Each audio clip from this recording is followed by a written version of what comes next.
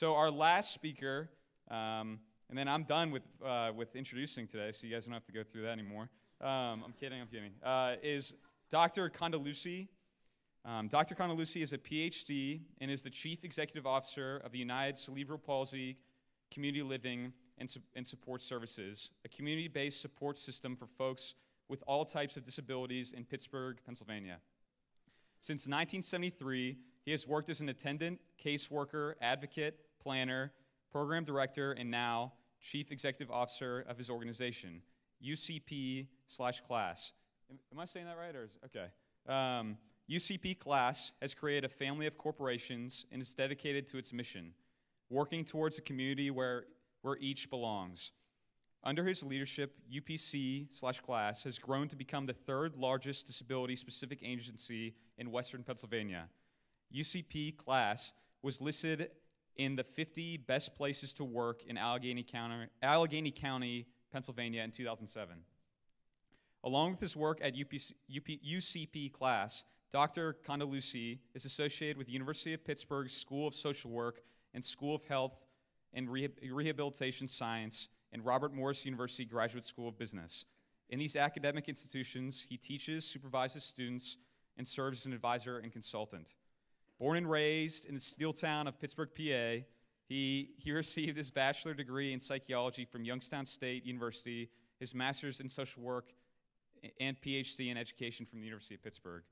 Please help me welcome Dr. Condeluci, who's going to be speaking about inclusive leadership.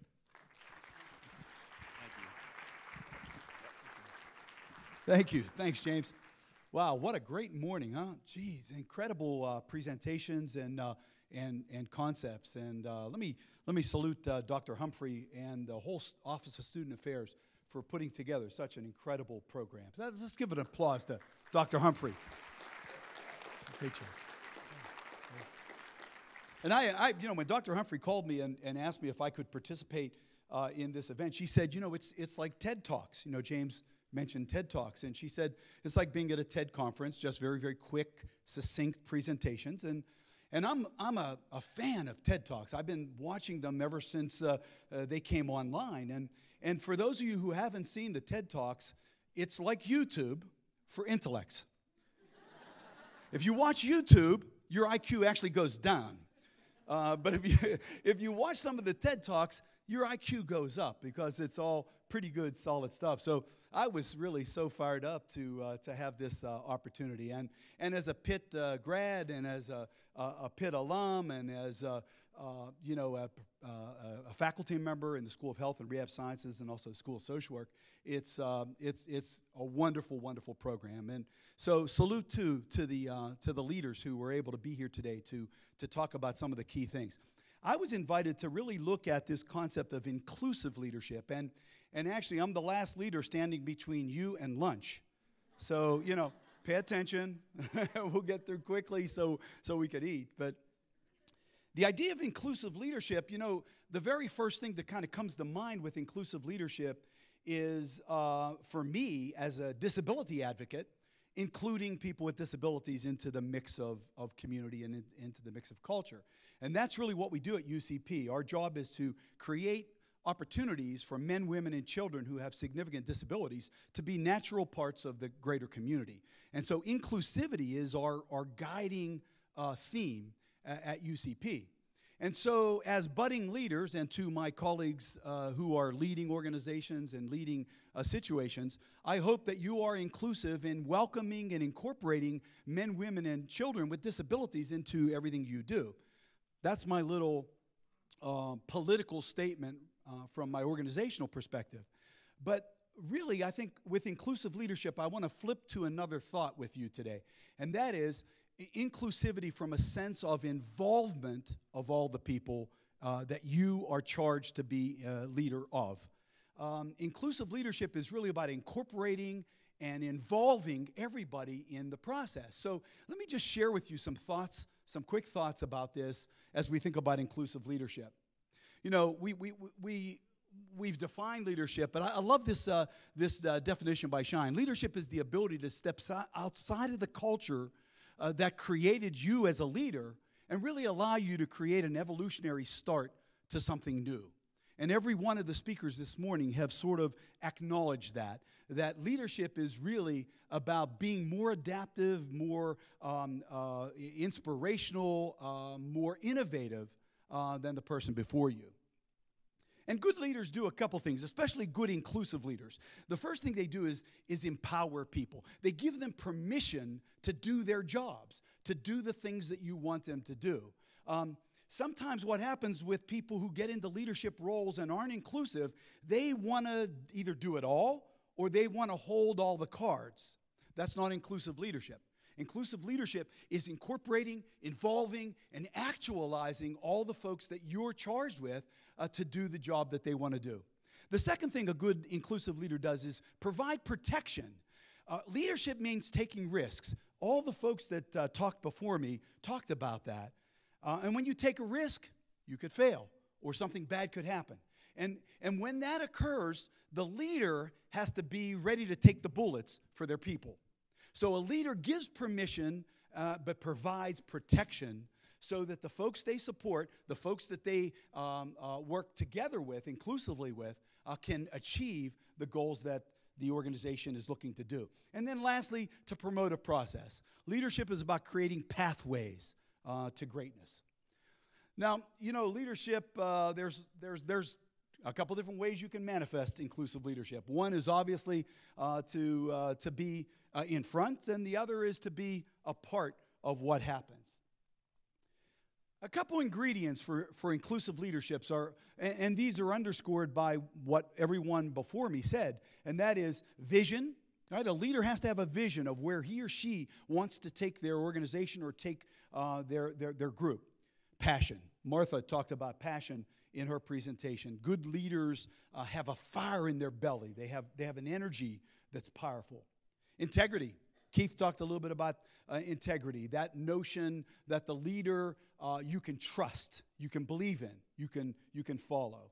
And then this last one I really like, curiosity and daring. An inclusive leader is willing to take not only risks, but is very curious about what might be possible in terms of finding another way. Now, leaders don't just create being in front of people, create a cheerleading for them. They really act. And this gets me really to this notion of a powerful notion of inclusive leadership in terms of starting with why. You know, if you think about the things that you're called to do in your role, right? You're called to do something, so that's what you do. And then the middle circle is sort of how you decide to do it. But the inner circle is really why you're choosing to do this. This notion of starting with why is really, really powerful. You know, we talked about Silicon Valley. Keith referenced his experiences in Silicon Valley. And if you look at Apple Computer, we see that Apple Computer is the most successful company on the planet today, right? If you're following the news, if you've looked at some of the information in the Wall Street Journal, I mean, Apple is number one. So what makes Apple stand out as an organization, right? What made them different? And what made Apple Computer different was not that they made computers or they made iPods or they made iPhones.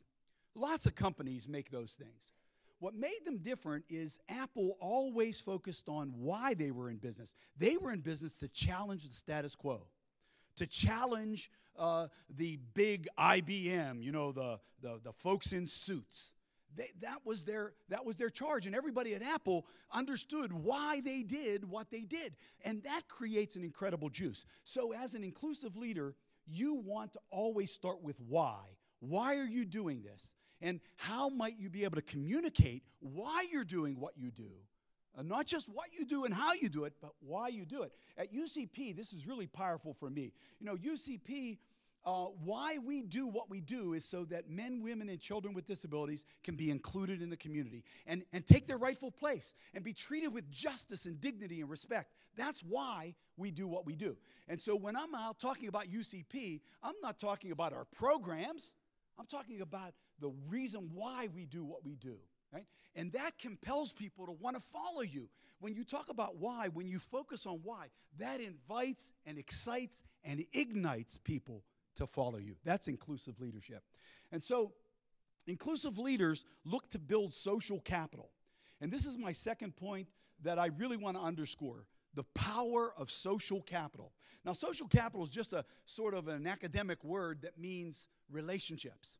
But an inclusive leader builds relationships. They instill the focus that the success of what they're doing is really about the other people that they're working with in that process. And so this notion of social capital is really powerful. You know, when I started to read about social capital and think about it, it just exploded opportunity and possibility in my head as a leader of my own organization. Because social capital is really associated. Look at the things it's associated with, right? Health, happiness, achievement, advancement, tolerance, honesty, fairness, and even longevity. What this actually means, and what we know today sociologically, is that the more relationships you're able to create, the better you're going to do in life. The more successful you're going to be. So success is really about relationships. So let me just sort of summarize a couple points, and then we'll get on with lunch. The uncreative mind can spot the wrong answer, but it takes a creative mind to spot the wrong question, right? And so good leaders want to be able to focus on the question. And leadership is the capacity to translate vision into reality. But the only way you really successfully do that is when you include other people in that process. Not just other people you work with, but other stakeholders who might be ancillary to your overall goal. Let me get back to this idea of social capital and just summarize a couple things. You know, I teach in the School of Health and Rehab Sciences. I teach a course in organizational theory. And so I do a lot of reading about organizations and what makes them successful and why are some organizations head over heels above other organizations. And it really comes back to this notion of social capital. Successful organizations, successful leaders build relationships. And through those relationships, all these good things happen in the construct of the organization or the construct of the institution, right? Social capital builds tolerance. It enhances problem solving. It promotes honesty. It builds a sense of loyalty all the way through it diminishing turnover. What we know in theory is that relationships literally get people not only wanting to work, but wanting to stay in the jobs that they have. And we know that social capital in the workplace does a whole variety of things. And actually in the work that we do at UCP, we really talk about 4 things that will create inclusivity in a sense of social capital in organizations, right? And these are the list. Last point I want to make and then end is really inclusive leaders are principle-centered. And this information comes from Stephen Covey and a lot of the things that he's written and spoke about. But if you look at this list and think about yourself, where do you measure in this list of dimensions, right? Being a continuous learner, service-oriented, radiating positive energy, believing in others, leading a balanced life. All of those things are part of a principle-centered approach, and they're also part of inclusive leadership. And so let me finish off with just a quote from Khalil Gibran.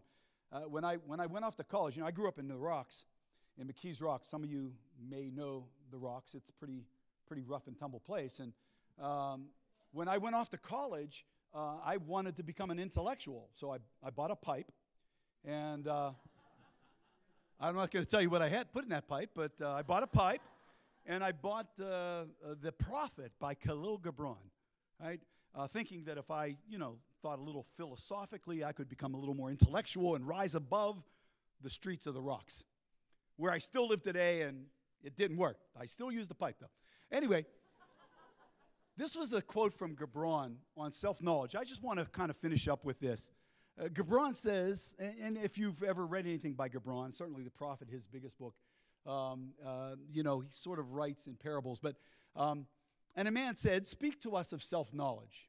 And he answers saying, "Your hearts know in silence the secrets of the days and the nights, but your ears thirst for the sound of your heart's knowledge. You would know in words that which you have always known in thought. You would touch with your fingers the naked body of your dreams. And it is well you should, because the hidden wellspring of your soul must needs rise and run murmuring to the sea. And the treasure of your infinite depths would be revealed to your eyes. But let there be no scales to weigh your unknown treasure, and seek not the depths of your knowledge with the staff or the sounding lines. For self is the sea, boundless, measureless. Say not, I have found the truth, but rather, I have found a truth.